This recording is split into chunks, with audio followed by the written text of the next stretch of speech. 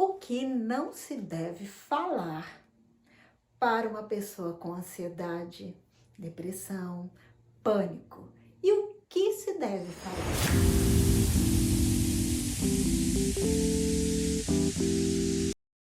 Olá, tudo bem com você? Meu nome é Gislaine Rosene e hoje eu quero trazer um assunto que tenho recebido muito no consultório, muito. Pessoas chegando, além da ansiedade, ainda com uma série de cargas, porque pessoas ao redor falaram, na tentativa de ajudar, mas falaram coisinhas que realmente foram prejudiciais. Vamos aprender hoje? O que você deve falar se uma pessoa está tendo uma crise de pânico? Como eu já falei do pânico, do ataque de pânico, você já sabe a diferença. E se você assistiu outro vídeo, se você não assistiu, assista a esse vídeo que ficou muito interessante para você entender um pânico. Se você está vendo uma pessoa numa crise de ansiedade, um pânico, ou então precisa estar tão forte a ansiedade, mas naquela situação que a pessoa começa a falar de uma maneira muito negativa, o que deve ser falado?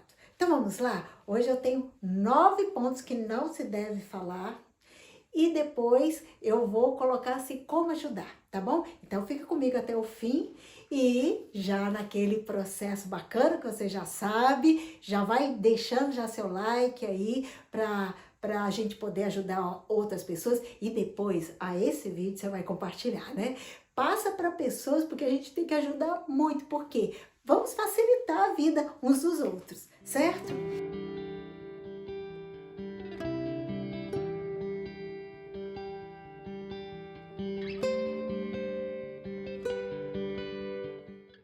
Então, primeiro ponto que eu não devo falar. Isso é frescura. Gente, pensa comigo. Tem tanta gente. E eu acredito até assim, depois de um tempo já de que a pessoa já está em crises repetidas, é comum as pessoas se cansarem e falar o que não deve. E essa fala de chamar uma situação que a pessoa está na ansiedade de frescura. Ah, não, aí é muito ruim. Então, quando a pessoa fala, imagina, isso é frescura que a sua cabeça não tem que fazer, vai lavar umas louça lá na pia que vai resolver. Então, não é assim. Ponto 1. 2. Quando fala assim, fica calmo. Pensa comigo, uma pessoa na crise, ouviu outra pessoa falar assim, não, fica calmo, fica calmo. E se fica calmo, traz um peso muito grande para quem está passando. Por quê? Porque se a pessoa está passando aquilo, ela não queria estar. E não é uma questão de escolha. Já está disparado. Se você já viu meus vídeos falando sobre como que acontece, entendendo a ansiedade, a adrenalina que já disparou, se tem uma carga grande, como nós vimos no pânico, se você não viu, assista lá. A carga ainda é muito maior. Ou nas várias ansiedades que a adrenalina já liberou, às vezes a pessoa já está naquele processo do luta e fuga. Você fala para ela, fica calmo, não vai funcionar. Eu dei uma técnica chamada acalme-se. Aí é diferente, quando a própria pessoa vai trabalhar com essa técnica. Agora, quando chega uma outra pessoa e fala, fica calmo, ela com certeza vai ficar mais ansiosa. Terceiro, a pessoa chega aí e fala assim, pensa positivo, poderia ser pior. Pensa uma situação dessa. A pessoa está com a mente assim bombardeada de pensamentos negativos. Como ela vai pensar positivo dessa hora, nesse momento? Nas técnicas, se você tem me acompanhado, já falei várias técnicas para mudar o pensamento. Mas não nesse primeiro momento que a pessoa está na crise, você já fala para ela pensar positivo. E ainda fala, poderia ser pior, aqui já vai começar a trazer uma situação assim, da pessoa começar a se sentir impotente. Ela fala, não estou conseguindo pensar positivo, só me vê essas coisas ruins. Ainda mais se tiver já com aqueles pensamentos catastróficos, que são distorções cognitivas, que ela olha para uma situação e só vê coisas ruins, ela vai fazer o quê? Ela vai estar aumentando o seu pensamento negativo. Então, quando eu falo poderia ser pior, meu Deus, vai ficar pior do que eu já estou sentindo? Ah, não. Então, isso não vai funcionar. Quarto, quando a pessoa fala, para de pensar assim, não fale assim, não pense assim. O cérebro trabalha da seguinte maneira, o não, ele entende de uma forma diferente, porque primeiro, o não ele traz o seguinte, eu preciso afirmar para poder negar. Então, na hora que você fala não pense nisso, a pessoa já está pensando. Então, isso também não vai funcionar. Para de pensar assim, também não vai funcionar. Quinto, você não tem motivos para estar assim. A sua vida é tão boa. Olha aqui que coisa séria. Você já falou isso para alguém? Alguém já falou isso para você? Escreve aqui nos comentários, que vai ser bem importante outras pessoas saberem de como que isso é sério.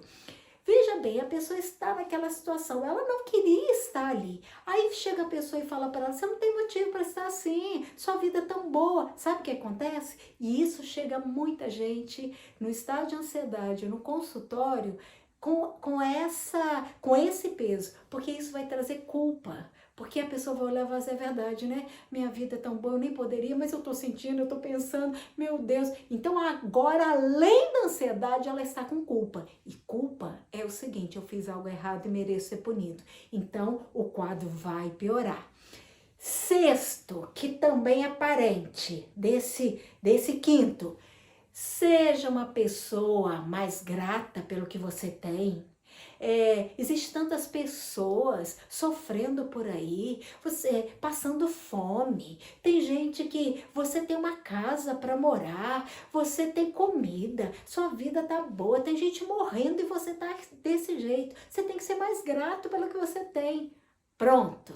Receber isso nesse momento, pensa a pessoa na depressão, pensa a pessoa num pânico, pensa uma pessoa naquele quadro de ansiedade, ela vira, alguém chegar para ajudar e falar assim, mas você não é grata, você tinha que ser grata pelo que você tem.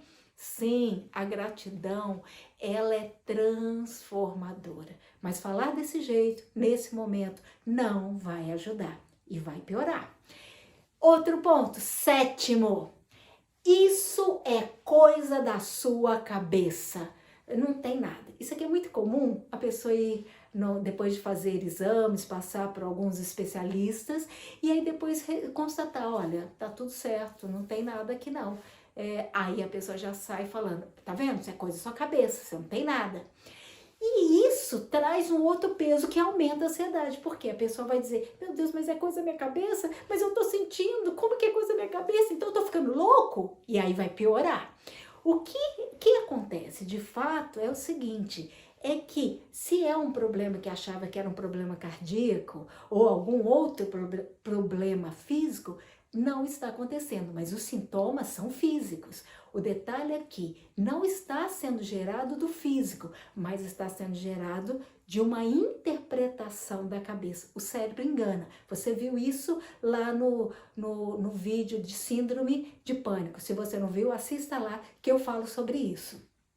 Um outro ponto, e a isso também uma outra coisa séria, que é o oitavo, toma uma bebidinha que vai relaxar. Você sabe que isso aqui é muito sério? Porque realmente o álcool, ele traz no primeiro momento essa sensação de relaxamento. Porém, depois, quando acaba o efeito, ele acaba aumentando a ansiedade. E eu quero dizer uma coisa, há pessoas que têm desenvolvido o alcoolismo por conta da ansiedade. Eu mesmo já peguei várias pessoas no consultório, várias pessoas chegaram com esse relato, que todas as noites, para acalmar, tinha que beber um vinho, uma taça de vinho. Não há problema tomar uma taça de vinho. O problema é usar o vinho para acalmar a ansiedade. E aí um vinho ou outra bebida, uma dose de uísque, e aí o que acontece? Aquilo vai se habituando e vai desenvolvendo alcoolismo. Isso é sério. E o nono, para encerrarmos, eu já passei por isso. E aí começa a contar todas as suas desgraças. Por favor, não faça isso. Não adianta nesta hora a pessoa está em crise e falar, mas eu já sei, e vai contar coisas piores. Isso só vai piorar o quadro de quem está passando pelo quadro de ansiedade. Diga para mim, você já ouviu? ou alguém, você já falou isso, ou alguém já passou isso para você. Escreve isso. Isso eu já pedi para você escrever, porque isso é importante, porque nós estamos nessa rede do bem. Então isso a gente pode ajudar outras pessoas com os nossos relatos.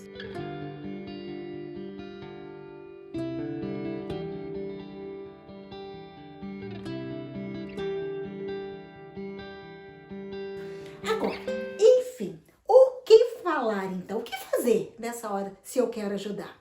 Vou falar 3 pontos importantes. Primeiro, pergunte e não afirme. Isso aqui é muito importante. Você chegar e já falar, é isso, isso, isso. Não, nessa hora, pergunte. O cérebro responde a perguntas. Então, nessa hora, o que eu pergunto? O que você está sentindo? E o detalhe, escute a pessoa. Tenha coragem de escutar. O que você está sentindo? O que eu posso te ajudar? Então, faça perguntas. Mas não vá para o exagero de ficar perguntando. Pergunte e escute. E aí entra o segundo ponto. Acolha a pessoa. Em que eu posso te ajudar? O acolhimento nessa hora é muito importante. Como eu acolho? Eu estou aqui do seu lado. Olha, eu não sei o que fazer, mas eu estou aqui para te ajudar. No que eu posso te ajudar? O que você quer que eu faça? Eu estou junto com você. Isso vai passar, mas enquanto você está passando por tudo isso, eu estou aqui junto. Esse acolhimento é fundamental. Então faça a pergunta certa, e não afirme. Pergunta, o que você está sentindo? O que você quer que eu faça? Acolha. E o terceiro, conduza a pessoa para um profissional. Se depois que passou esse momento, fala para a pessoa, olha, não seria bom você procurar alguém que possa te ajudar melhor nesse processo, alguém com mais habilidade, o que eu posso fazer é isso, mas é importante. E ajude a pessoa a entender que uma ajuda profissional pode mudar muito o quadro e a pessoa não precisa ficar passando por esse sofrimento. Gostou? Entendeu? Vamos praticar isso? Então, fica essas dicas e até o próximo vídeo. Um grande abraço.